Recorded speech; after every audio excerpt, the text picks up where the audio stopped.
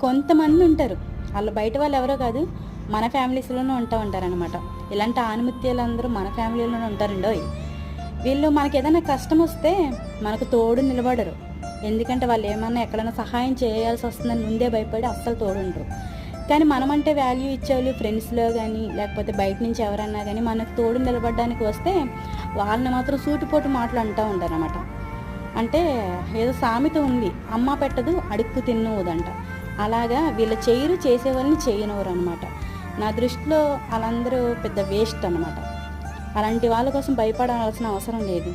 కుక్కంట తిన్నది అరగకపోతేనంట అది అరిగే వరకు అరుస్తూనే ఉంటుందంట. మన చుట్టూ ఉండే జనాలు కూడా అంతే. ఆ జనం మాటలు పట్టించుకోవాల్సిన అవసరం లేదు.